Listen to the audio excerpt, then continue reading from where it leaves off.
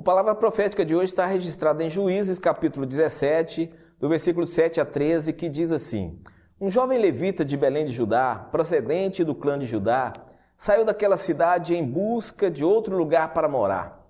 Em sua viagem chegou à casa de Mica, nos montes de Efraim. Mica lhe perguntou: De onde você vem? E ele respondeu: Sou levita de Belém de Judá. Estou procurando um lugar para morar.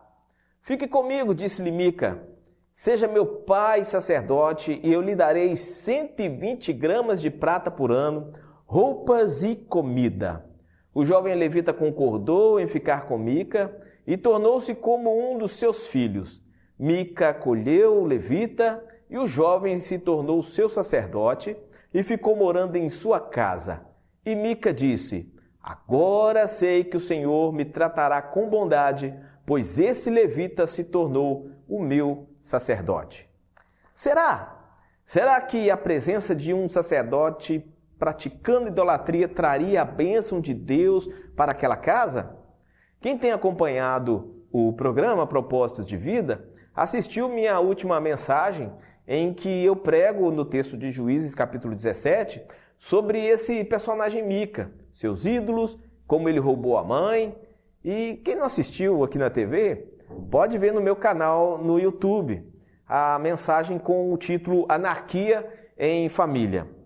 Esse texto que nós lemos é a continuação da história de Mica, mas com o acréscimo de outros personagens como esse levita, que mais para frente veremos que se chama Jonatas. Esse rapaz veio de Belém de Judá procurando um lugar para ficar. Como ele pertencia à tribo de Levi, eles não possuíam herança na terra prometida, pois foram separados para exercer o ministério sacerdotal. As outras tribos tinham por obrigação separar dos seus mantimentos para sustentá-los e deixar que eles exercessem o chamado com a máxima dedicação.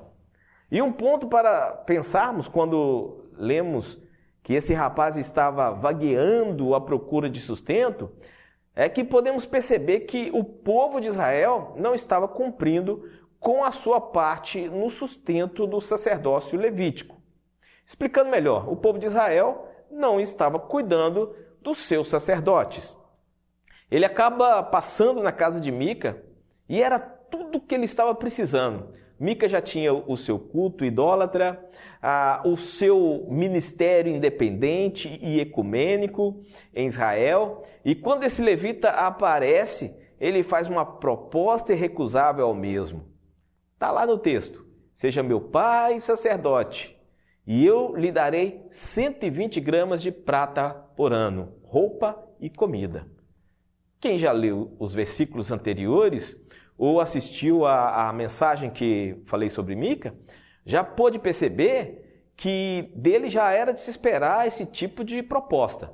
Mas o que espanta é o levita, que deveria zelar pela lei de Deus, aceitar prestar um culto idólatra como o que era feito naquela casa.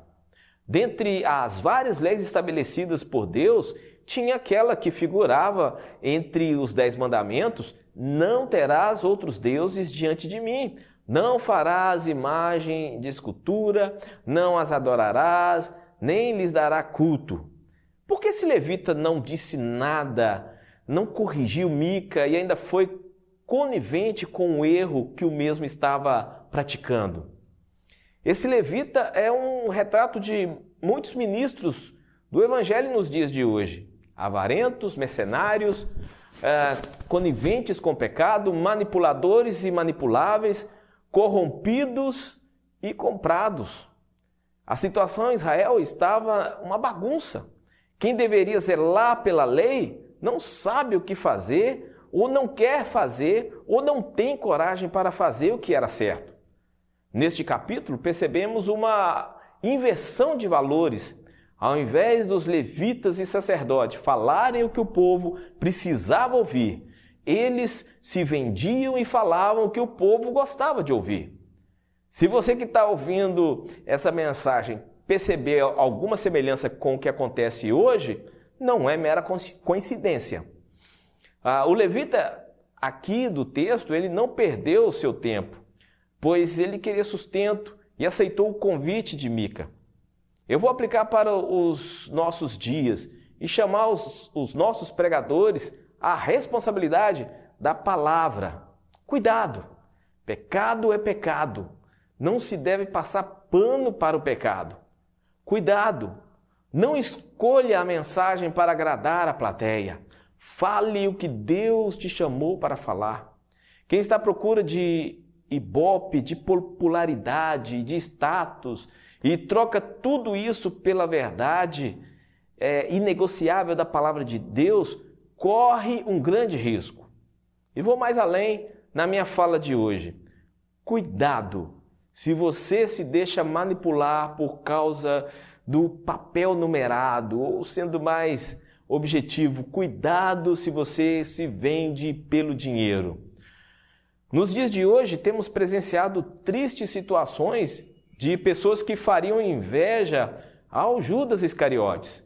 O ser humano gosta de doces palavras proferidas na falsidade do que as duras verdades vindas da parte de Deus. Gostam de ouvir palavras que agradem e que digam para você ficar quieto na zona de conforto, sem mudar nada do que ser confrontado com textos bíblicos que dizem sobre transformação e mudança de atitude. Ninguém gosta de ser confrontado, mas como tudo seria diferente se todos os que usam o nome de Deus tivessem temor, ousadia e coragem para dizer o que realmente precisa ser dito. Outro ponto interessante na história de Mica é que, por causa do dinheiro, ele conseguiu manipular o levita. Hoje tem muita gente assim que tenta manipular e até controlar os servos de Deus. Por causa do seu poder econômico, da sua influência, estabelecem seus locais de atuação religiosa. Se aquele sacerdote não falar o que lhe agrada, vamos contratar outro, vamos criar um ministério paralelo, vamos levar o povo para outro lugar, pois as coisas não estão sendo feitas do jeito que eu gosto, né? Abre e fecha aspas. Que desastre!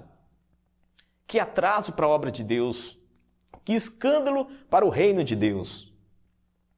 Agora, lendo o versículo 13, Mica diz o seguinte: agora sei que o Senhor me tratará com bondade, pois esse levita se tornou meu sacerdote. Ele vinha fazendo tudo errado. Havia consagrado um filho para ser sacerdote, adorava ídolos e havia roubado a sua mãe.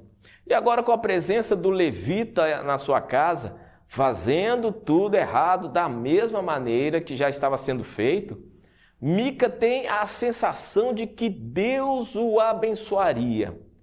Triste perceber que realmente ele nunca aprendeu nada a respeito de Jeová, o verdadeiro Deus de Israel. Hoje encontramos este problema no meio cristão. Muitos geram expectativas erradas a respeito de Deus. Infelizmente, muitos cristãos criaram para si um Deus, vamos dizer assim, self-service, acreditando que Deus é aquilo que Ele quer que Ele seja, e não o que a Bíblia diz sobre quem Ele realmente é. A relação com Deus acaba se tornando apenas um ritual, uma religiosidade, mas sem a profundidade de um relacionamento, sem experiência vivida ou sentida. Vamos parar com esse sentimento de Mica em nosso meio? Vamos andar de acordo com o que a Bíblia ensina? Vamos conhecer a Deus profundamente? Vamos ter um relacionamento com Ele, tipo de Enoque, em que a Bíblia diz que Enoque andou com Deus? Aquele relacionamento em que eu procuro ouvi-lo a cada momento e viver de maneira que o agrade? Eu quero deixar essa meditação, essas perguntas e essa palavra para você pensar em nome de Jesus. Receba essa palavra em nome de Jesus.